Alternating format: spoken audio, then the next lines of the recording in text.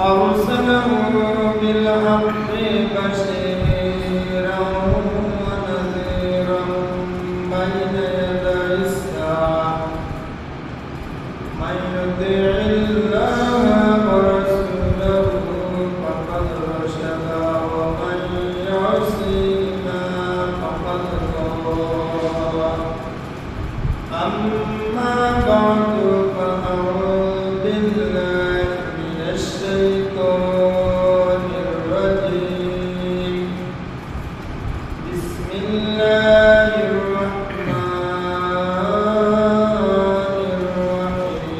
الرحيم يا أيها الذين آمنوا إذا نودي للصلاة من يوم الجمعة فاسعوا إلى ذكر الله وذروا البيع ذلكم خير لكم إن كنتم تعلمون صدق الله العظيم وصدق رسوله النبي الحبيب الكريم ونحن على ذلك من الشاهدين والشاكرين والحمد لله رب العالمين إن الله وملائكته يصلون على النبي يا أيها الذين آمنوا صلوا عليه وسلموا تسليما اللهم صل على سيدنا مولانا محمد وعلى آل سيدنا مولانا محمد اللهم صل على سيدنا مولانا محمد وعلى آل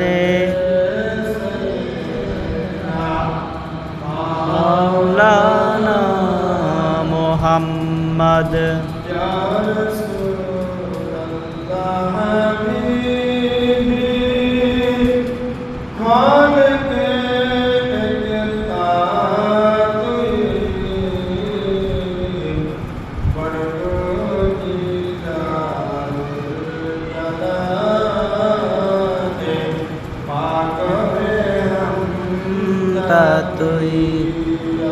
اللهم صل على سيدنا مولانا محمد وعلى آل سيدنا مولانا محمد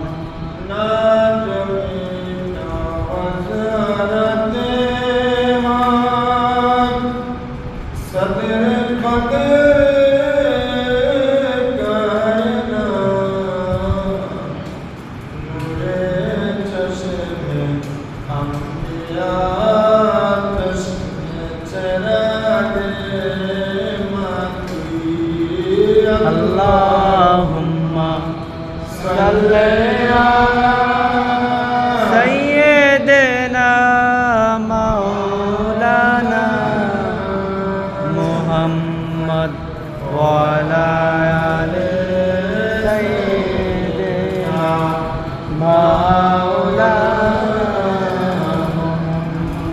محمد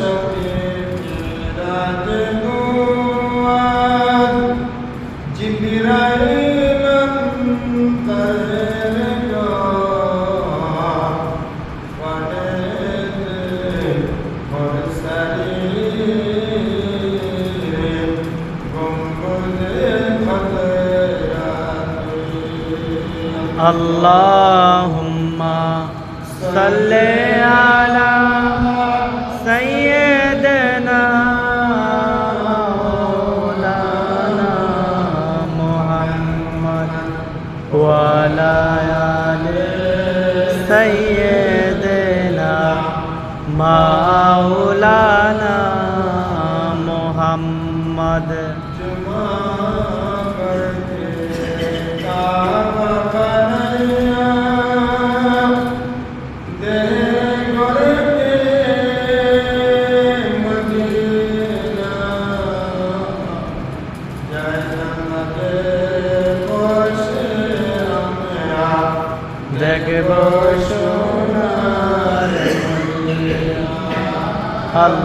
अल्लाहुम्मा सल्ले अला सय्यिदना मौलाना मुहम्मद व अला आलि सय्यिदना मौलाना मुहम्मद।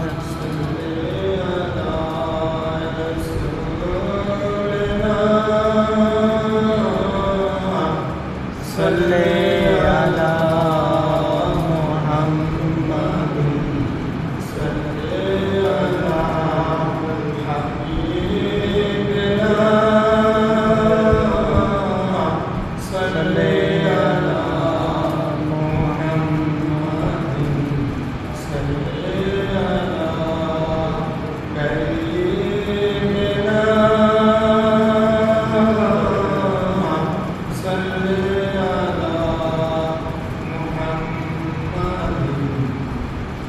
أحمدنا مجروحة من سيفه المصطفى وآل بلدة بها النبي المرتشى صلي على रसूलना सल्ले अला हबीबना सल्ले अला हबीबना सल्ले अला मुहम्मद।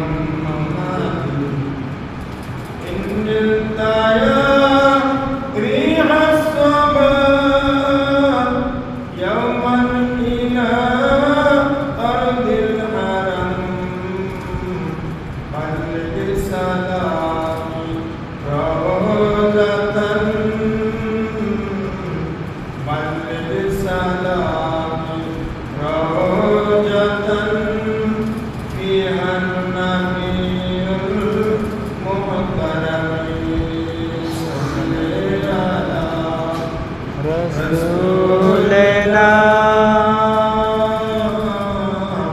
सल्ले अला मुहम्मद सल्ले अला हबीबना सल्ले अला मुहम्मद सल्ले अला करीमना सल्ले अला मुहम्मद सल्ले अला সম্মানিত মুসলিম আসসালামু আলাইকুম ওয়া রাহমাতুল্লাহি ওয়া বারাকাতুহু। ওয়া আলাইকুম আসসালাম ওয়া রাহমাতুল্লাহি। আজ পবিত্র রবিউল সানি চাঁদের চতুর্থ জুমা। আজকের জুমাতে জুমার নামাজের ফজিলত, জুমার দিনের গুরুত্ব সম্পর্কে আলোচনা এসেছে। মহান আল্লাহ তাবারক ওয়া তাআলা কুরআনুল কারীমের সূরা জুমার মধ্যে আল্লাহ পাক ইরশাদ ফরমান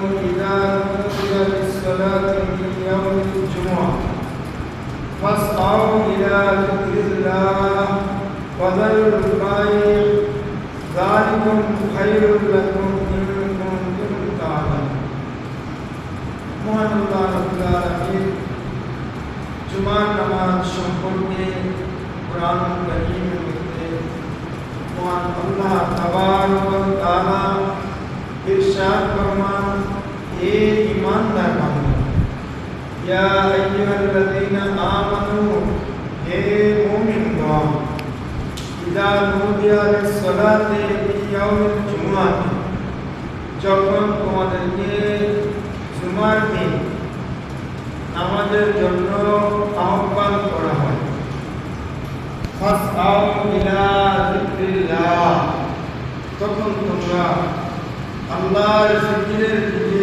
দৌড়ে এসো অর্থাৎ তোমাদের সকল কাজ কর্ম ব্যবসা বাণিজ্য সব কিছু বন্ধ করে তোমরা আল্লাহর জিকিরের দিকে জুমার নামাজের দিকে তোমরা ধাবিত হও যালিকুম খায়রুল লাকুম এটাই তোমাদের জন্য উত্তম ইন কুনতুম তা'লামুন যদি তোমরা জ্ঞানী হয়ে থাকো এটাই তোমাদের জন্য ভালো এটাই তোমাদের জন্য উত্তম জুমার দিন যখন আসে মসজিদে যখন জুমার দিন আযান দেওয়া হয় আযানের মাধ্যমে যখন মুসল্লিদেরকে নামাজের জন্য আহ্বান করা হয় মসজিদে আসার জন্য ডাকা হয় তখন মুসল্লিদের উচিত মুসল্লিদের দায়িত্ব কর্তব্য হলো তাদের সকল কাজ কর্ম ব্যবসা বাণিজ্য সব কিছু বন্ধ করে দিয়ে মুয়াজ্জিনের আযান শুনে আল্লাহর জিকিরের দিকে জুমার নামাজের দিকে চলে আসে সুবহানাল্লাহ জুমার দিনের অনেক ফজিলত অনেক গুরুত্ব রয়েছে قال رسول الله صلى الله عليه وسلم إن يوم الجمعة سيد الأيام وأعظمها إن الله هو أعظم عند الله من يوم الأضحى ويوم الفطر فيه خمس ليال নবী পাক সাল্লাল্লাহু আলাইহি ওয়াসাল্লাম ইরশাদ ফরমান নিশ্চয় জুমার দিন হলো সাইয়্যিদুল আইয়াম সপ্তাহের সকল দিনের সর্দার জুমার দিন মহান আল্লাহ তাবারক তাআলার নিকট এই দিনটি ঈদুল আযহা ঈদুল ফিতরের চেয়েও অধিক শ্রেষ্ঠ সুবহানাল্লাহ এই দিনটি সাপ্তাহিক ঈদের দিন মহল্লার সকল মুসল্লিগণ একসাথে মসজিদে এসে নামাজ পড়ার জন্য উপস্থিত হয় এটা একটি আনন্দের দিন ঈদের দিন এই দিনটি শ্রেষ্ঠ ঈদের দিন হিসাবে ঘোষণা করা হয়েছে ঈদুল ফিতর এবং ঈদুল আযহার চেয়েও সপ্তাহের জুমার দিনটি শুক্রবার দিন শ্রেষ্ঠ দিন সুবহানাল্লাহ এই দিনে মহান আল্লাহ তাবারক ওয়া তাআলা হযরত আদম আলাইহিস সালামকে সৃষ্টি করেছেন সুবহানাল্লাহ এই দিনকে কেন জুমার দিন বলা হয় জুমা শব্দের অর্থ জমায়েত করা একত্রিত করা যেমনিভাবে মসজিদে মহল্লার মানুষগুলা পাড়ার মানুষগুলা সকলে মসজিদে এসে একত্রিত হয় এমনিভাবে মহান আল্লাহ রাব্বুল আলামিন আদম আলাইহিস সালামের দেহ মুবারক তৈরি করার জন্য আগুন পানি মাটি বাতাস এই চারটা উপাদানকে একত্রিত করেছেন সুবহানাল্লাহ এজন্য এই দিনকে জুমার দিন বলা হয় আদম আলাইহিস সালামকে এই দিনে সৃষ্টি করা হয়েছে وأهبط الله فيه آدم إلى الأرض আদম আলাইহিস সালামকে আবার দুনিয়াতে প্রেরণ করা হয়েছে, পাঠিয়ে দেওয়া হয়েছে এই জুমার দিন। সুবহানাল্লাহ। وفيه توفى الله آدم وفيه ساعة لا يسأل الله فيها العبد شيئا। এই দিনে আদম আলাইহিস সালাম ইন্তেকাল করেছেন, আদম আলাইহিস সালামের ওফাত হয়েছে। এই দিন এমন একটি সময় রয়েছে যখন আল্লাহর বান্দারা মুমিন মুসলমানগণ হাত তুলে আল্লাহ তাআলার দরবারে চাইলে দোয়া করলে মহান রব্বুল আলামিন তাদের দোয়াকে কবুল করে নেন। সুবহানাল্লাহ। এই দিনে কিয়ামত সংঘটিত হবে। সুবহানাল্লাহ। পৃথিবীকে সৃষ্টি করা হয়েছে এই জুমার দিনে, আবার এই পৃথিবীতে কিয়ামত প্রতিষ্ঠিত হবে জুমার দিনে। মহান আল্লাহ তাআলা এই জুমার দিনে ফজিলত, মর্তবা, গুরুত্ব, অনুধাবন করা বুঝার আমাদেরকে যেন তৌফিক দেন, সকল করুন আমিন। জুমার রাত্রি এবং জুমার দিন এমন একটা ফজিলতপূর্ণ রাত্রি এবং ফজিলতপূর্ণ দিন, যদি কেউ জুমার রাত্রিতে ইন্তেকাল করে, কোনো মুমিন মুসলমান যদি দুনিয়া থেকে বিদায় বরণ করে, সেটা জুমার রাত্রিতে হোক অথবা জুমার দিনে হোক, বৃহস্পতিবার সূর্য অস্ত যাওয়ার পর থেকে শুক্রবার সূর্য অস্ত যাওয়ার আগ পর্যন্ত এই সময়কে জুমার দিন বলা হয়। এই সময়ের ভিতরে যদি কোনো ইমানদার মুমিন মুসলমানের ইন্তেকাল হয়, তার কবরের আযাব আল্লাহ মাফ করে দেন। সুবহানাল্লাহ। হাদিস পাকে রয়েছে তার কবরে কোনো প্রশ্ন করা হবে না, তার কবরে কোনো ঝামেলা করা হবে না। তাকে মহান আল্লাহ রাব্বুল আলামিন এই জুমার দিনের ইন্তেকালের বদৌলতে, জুমার রাত্রে ইন্তেকালের বদৌলতে আল্লাহ পাক ওই ব্যক্তিকে মাফ করে দেন। সুবহানাল্লাহ। কেমন একটা ফজিলতপূর্ণ দিন জুমার দিন। এই দিনে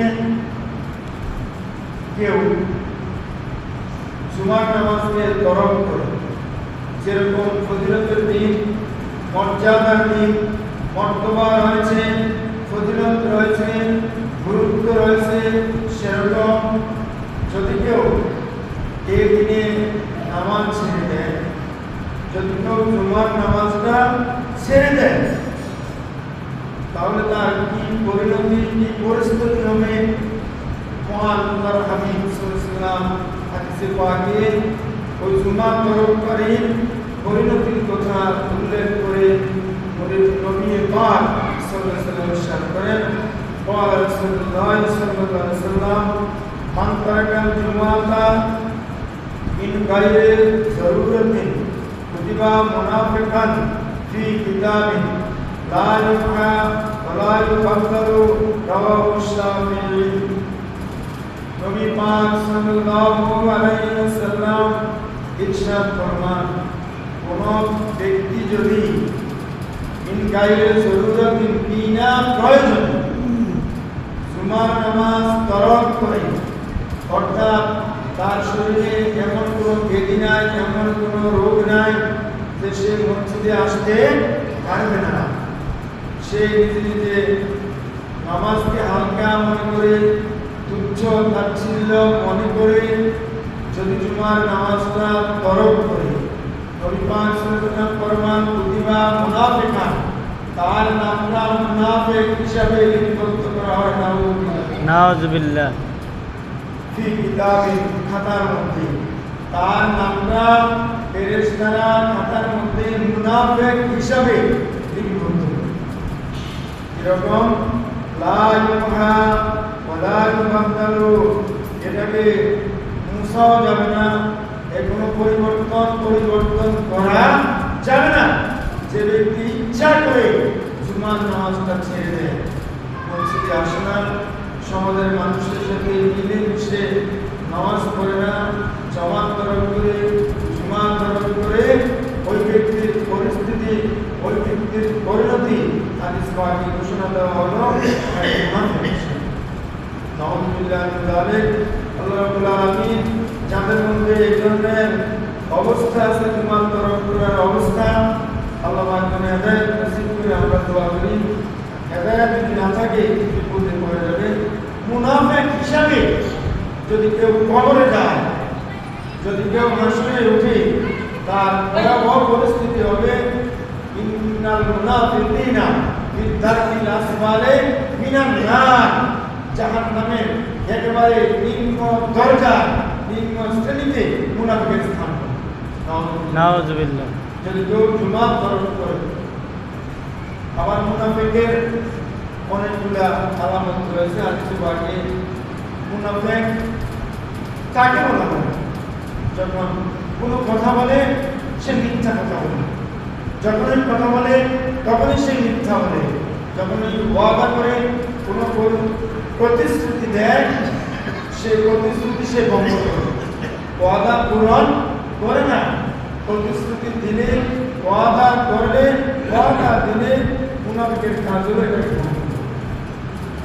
ইদা তুমিনা খানা, আর কোনো আমানত যদি তার কাছে রাখা হয়, তার গচ্ছিত সম্পদ, টাকা, তাহলে ওই মুনাফিক এটা খেয়ে ফেলে। মুনাফিক আমানতের খেয়ানত করে। এই তিনটা আলামতের কথা হাদিসে পাকে রয়েছে। আর একটা হাদিসে পাকে জুমা তরককারীকে মুনাফিক হিসাবে ফেরেশতারা লিখন করবে। এমন পথনিকর লা ইউহা ওয়ালা ইউবাদদালু, এটা পরিবর্তন হবে না এবং উৎসাহ যাবে না। আল্লাহ রাব্বুল আলামিন যারা অনাবরত জুমাকে তরক করে, জুমা নামাজে আসতে চায় না, বুঝে না, নামাজকে হালকা মনে করে, তার এই পরিস্থিতি। আল্লাহ বারকাত জ্ঞান দান করে, বুঝ দান করে, হেদায়েত দান করে। আমরা সকলে বলি আমিন। সকলকে যেন আল্লাহ পাক মাফ করে দেন। জুমার দিনে এত বড় ফজিলত, এত বড় রহমত, আজমত রয়েছে। মহান আল্লাহ তাবারক ওয়া তাআলা ঈমানদার মুমিন মুসলমানদেরকে মহান আল্লাহ রাব্বুল আলামিন এই জুমার দিনে অনেক পুরস্কৃত করেন। কিভাবে? হাদিসে পাকে দয়ার নবী